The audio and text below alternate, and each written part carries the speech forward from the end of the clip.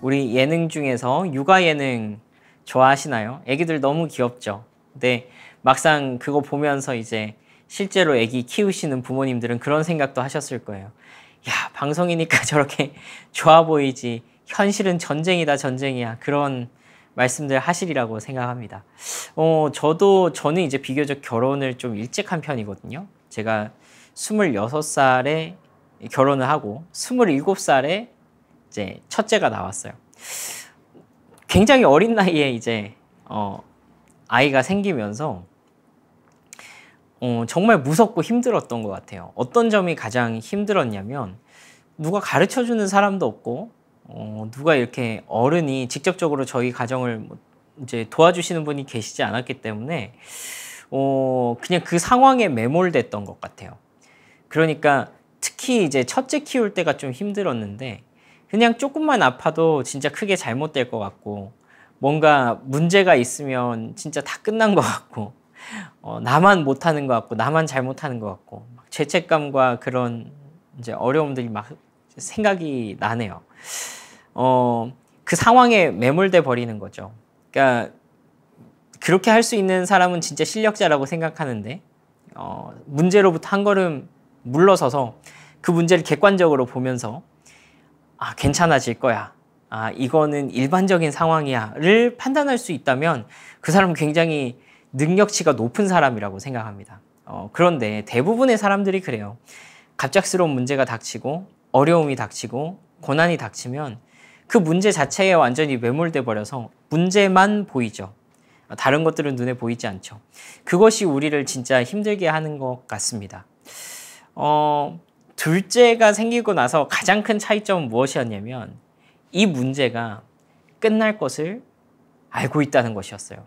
그것이 첫째 키울 때와 둘째 키울 때의 큰 차이였습니다. 이 일이 끝난다. 아이는 당연히 아픈 거고 울고 짜증내는 것 나이가 들면 괜찮아진다 라는 이 사실을 이 정말 중요한 진리를 깨닫고 나니까 조금 괜찮아지더라고요. 시간이 지나면 괜찮아지는 거야. 우리 아이만 그런 거 아니고 다 그런 거야 를 깨닫고 나니까 좀 낫더라고요. 혹시 여러분들 고통 가운데 계신 분들 계십니까? 우리가 지금 국가적인 슬픔 가운데 아픈 시간을 보내고 있죠. 사실 이것을 직접 당면한 사람들은 너무나도 고통스러울 것입니다. 하나님께서 그분들을 위로하시기를 바라고 또 혹시 여러분들 중에도 깊은 고통 가운데 있는 분들이 계시다면 하나님께서 여러분들을 도우시기를 바랍니다. 오늘 그 하나님의 도우심에 대해서 여러분들과 함께 이야기를 하려고 합니다.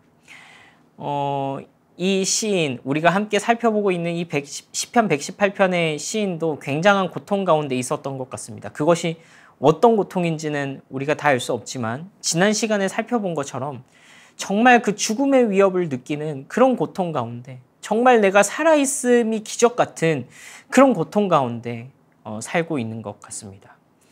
하나님께서는 이 시편 118편을 통해서 계속해서 우리에게 보여주시는데 오늘 우리가 읽은 이 장면을 통해서 우리에게 세 가지를 교훈하고 계십니다.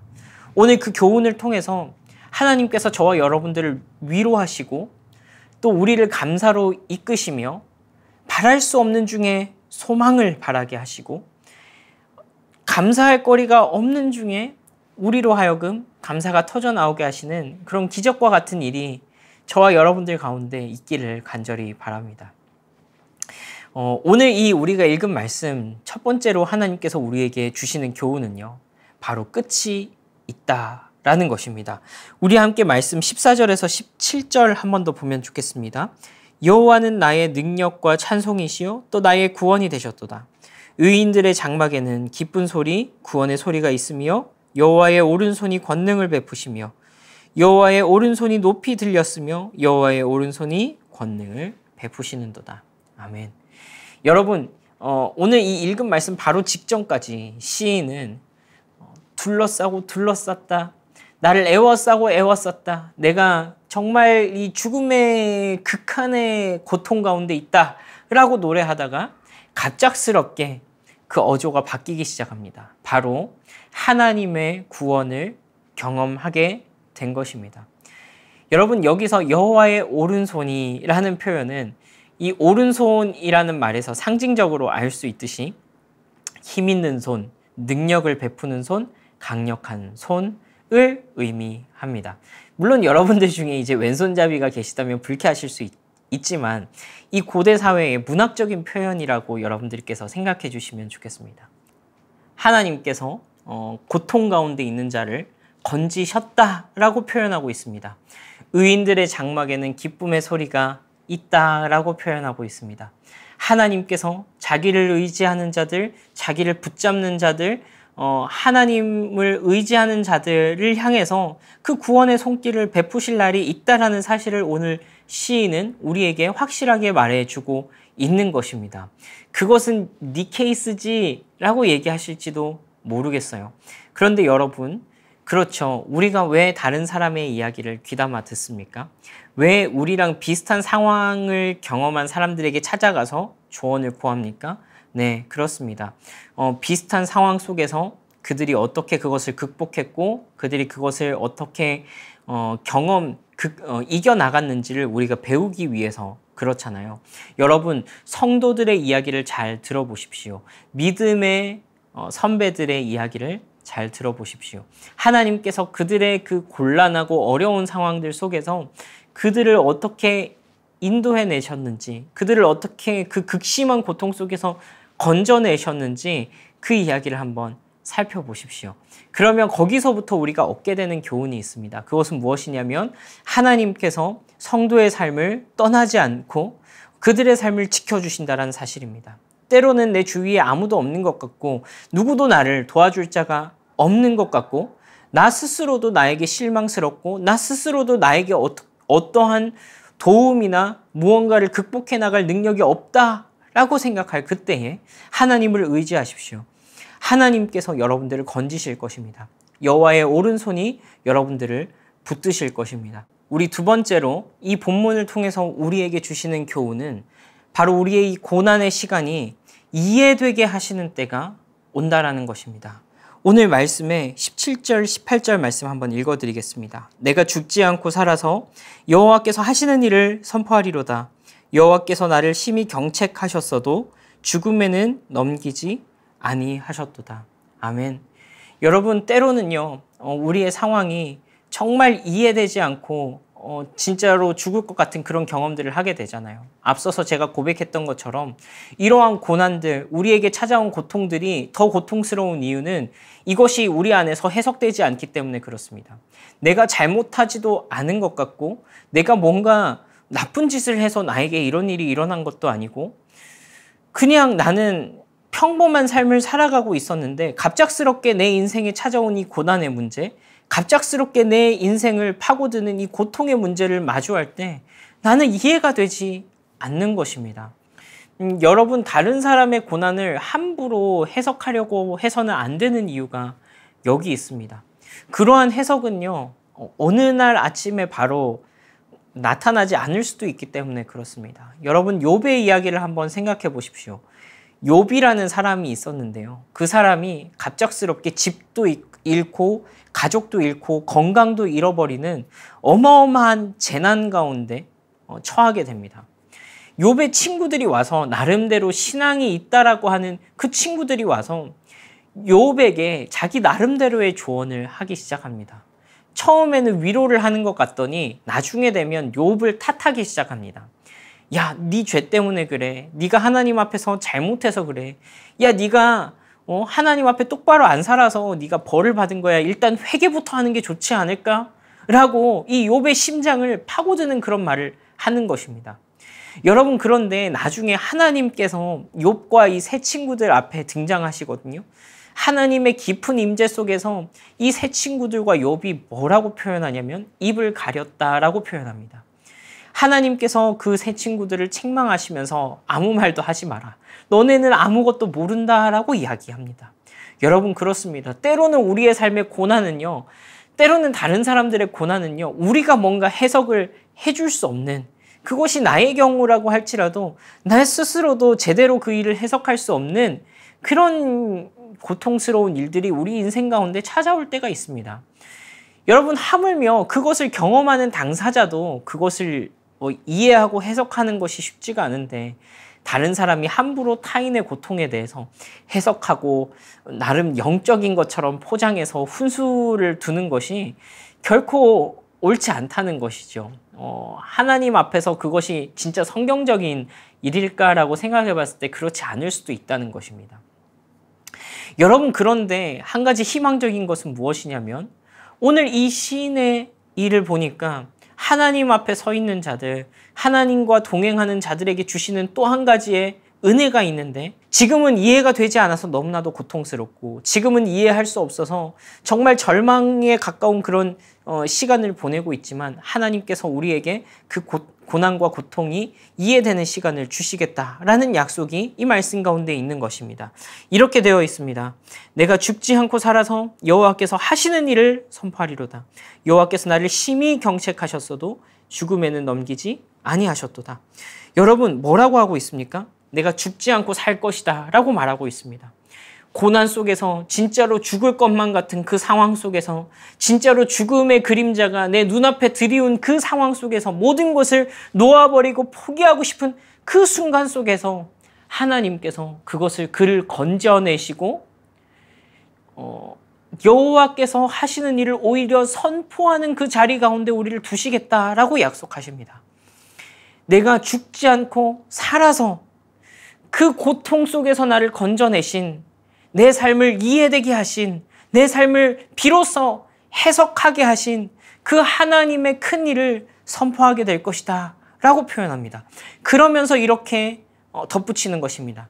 주가 나를 심히 경책하셨지만 죽음에는 붙이지 아니하셨다. 여러분, 이게 무슨 말입니까? 이것은요, 고통을 다 빠져나오고 내 삶이 하나님 안에서 해석된 사람만이 할 수 있는 고백입니다. 주가 심히 나를 경책하셨으나 여호와께서 나를 가르치시고 나를 옳은 길로 가게 하시고 내가 주를 더욱 알게 하시고 내 마음이, 내 인간성이, 내 믿음이 더욱더 깊어지게 하시기 위해서 내 삶 가운데 경책하셨지만 그것이 나를 죽음으로 이끌어가지는 않으셨습니다 라고 고백하게 되는 것입니다. 때로는 우리가 원망과 한탄의 시간을 보낼 때가 있죠. 하나님, 왜 지금입니까? 하나님, 왜 우리 가족입니까? 하나님, 왜 하필이면 나입니까? 하나님, 내가 뭐 잘못했습니까? 하나님, 내가 하나님 앞에서 신실하게 살려고 노력했던 그 시간들 아시지 않습니까? 그런데도 불구하고 우리 삶 가운데 고난이 찾아올 때가 있다고요. 누구도 이해시켜 주지 못하고 누구도 우리로 하여금 알지 못하는 그 시간 속에서 하나님께서 그 시간을 통해서 나를, 우리 가족을 또 무엇인가를 이루어 가시는 그 일들을 깨닫게 하시고 그것이 해석되게 하시며 고백하게 하시는 그 시간이 반드시 올 것이라는 말입니다. 이것이 하나님의 중요한 약속입니다. 여러분, 마지막으로 오늘 이 말씀을 통해서 우리에게 하신 하나님의 중요한 약속이 있습니다.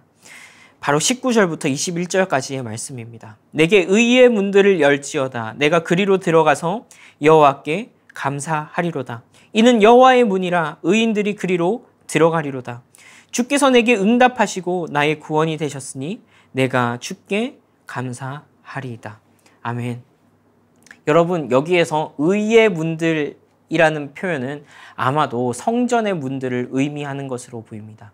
여러분, 시인은 이제 이 고통 가운데서 빠져나와서 의의 문들을 열지어다 라고 표현하고 있습니다. 내가 그리로 들어가서 여호와께 감사하리로다 라고 고백하고 있습니다. 어떤 상황인지 여러분 그려지십니까? 이 시인의 마음을 한번 상상해 보십시오. 그 극심한 고통, 그 극심한 아픔이 우리를 더욱더 가중시키는 것은 무엇이냐면 그 고난과 고통 속에서 하나님이 느껴지지 않는 것이 우리에게 가장 큰 고통으로 다가오는 것입니다. 신앙인에게 하나님이 나에게 등을 돌리신 것과 같은 그런 기분을 느낄 때면 정말로 깊은 외로움을 느끼게 됩니다. 여러분, 우리의 믿음의 사람들은 때로는 상황이, 때로는 여건이, 때로는 환경이 우리에게 적절치 않음으로 인해서 절망하긴 하지만 그 가운데서 하나님께서 여전히 나와 함께 하심을 바라보며 힘을 얻는 사람들 아닙니까? 그런데 여러분, 어떨 때는 그러한 극심한 고통이 우리에게 이 예배의 기쁨까지도 앗아가는 그러한 경험을 여러분들 해보신 적이 있으신지요? 그럴 때가 있습니다. 하나님이 마치 나에게 고개를 돌리고 이 예배의 기쁨이 사라져버리고 그냥 하나님 앞에 예배를 드린다는 것이, 하나님의 이름을 부른다는 것이 그냥 벽에 대고 외치는 것과 같은 그러한 냉랭하고 차가워져 버리고 메말라 버린 마음이 우리 속에 느껴질 때가 있다라는 것입니다. 여러분, 그런데 하나님께서 오늘 이 말씀을 통해서 우리에게 약속하시는 것은 이해되게 하시고 그 고난의 끝이 있게 하시고 마지막으로는 우리 가운데 그 예배의 기쁨을 회복시키실 것이라는 그 약속을 하고 있는 것입니다. 여러분, 그렇습니다. 하나님께서는 우리의 이 메말라버린 마음까지도 온전히 회복시켜 주시는 것입니다. 여러분, 이러한 찬송이 터져 나올 때 우리의 마음이 완전히 하나님을 향하여서 열릴 때가 언제입니까? 하나님께서 우리의 마음을 만지시고 회복시키시며 온전하게 하실 때이지 않습니까? 하나님께서 지금 그 약속을 하고 계신 것입니다. 너희의 마음의 문제, 너희의 마음의 그 응어리진, 그 해결되지 않은, 하나님 앞에서 해소되지 않았던 그 상처와 아픔과 묵은 것들이 하나님 앞에서 완전히 회복되게 하시고 그의 예배가 다시 살아나게 되며 그 삶 속에서 생수가 다시 한 번 더 솟아오르는 그 경험을 하게 하시는 때가 온다라는 것입니다. 하나님께서 여러분들을 향해서 이렇게 약속하시는 것입니다. 여러분, 그렇습니다. 우리가 극심한 고난 가운데 있을 때 우리는 그것이 끝나지 않을 것 같아서 고통스럽습니다. 그리고 그 고통이 우리의 삶 속에서 어떤 의미가 있는지 해석되지 않아서 힘듭니다. 마지막으로 그러한 고통과 그러한 어려움 때문에 하나님을 향한 나의 목마름까지도 다 메말라 버려서 마치 목이 마른 나머지 그냥 들러붙어버린 그 상황까지 가게 된 그 상황이 너무 처절한 것입니다.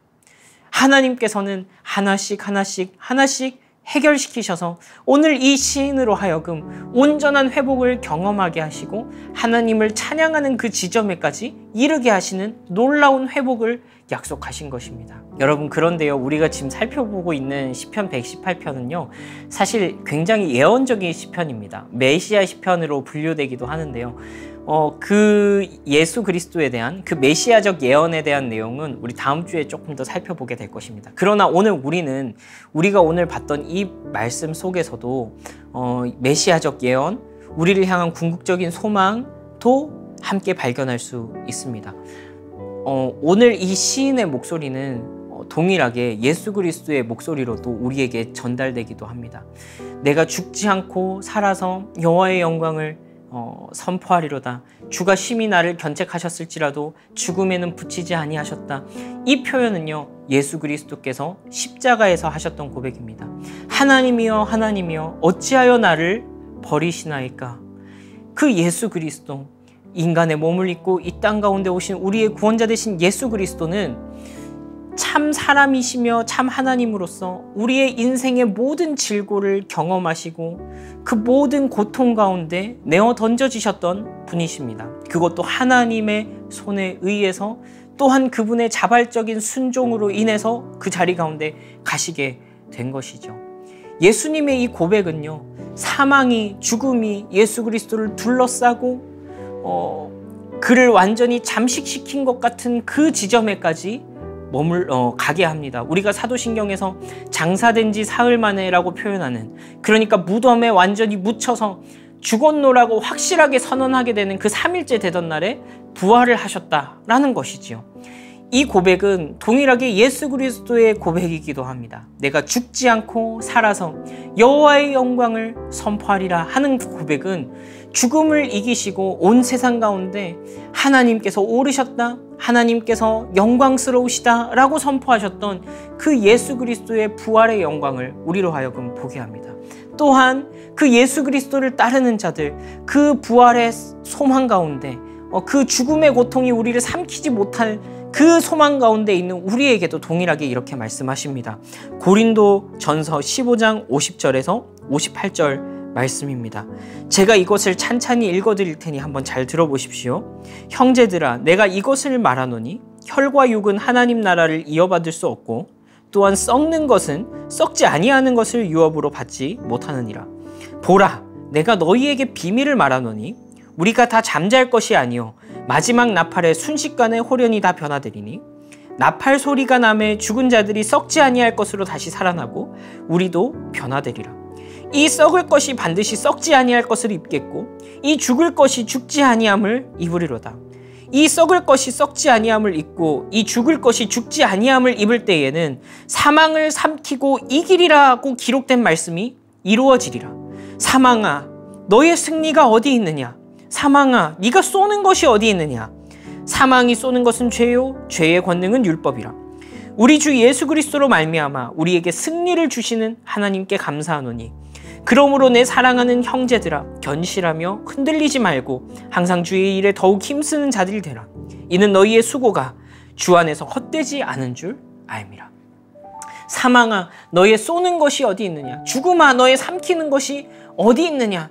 여호와께서 예수 그리스도로 말미암아 승리하셨다라고 표현하고 있습니다.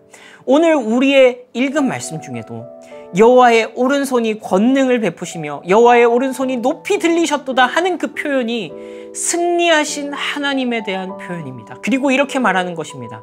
내가 죽지 않고 살아서 여호와의 영광을 선포하리로다 라고 말하는 것입니다. 여러분, 우리 인생의 가장 큰 슬픔, 죽음, 그것도 우리를 삼키지 못할 것이라는 것입니다.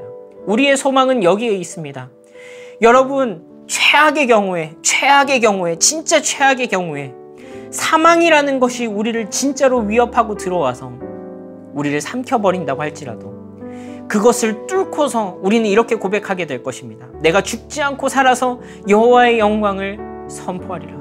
주가 심히 나를 견책하셨으나 죽음에는 붙이지 아니하셨도다. 사망아, 너의 쏘는 것이 무엇이냐? 죽음아, 너의 삼키는 것이 무엇이냐? 우리를 승리하게 하시는 예수 그리스도로 말미암아 내가 감사하리로다 라고 표현하게 될 것입니다.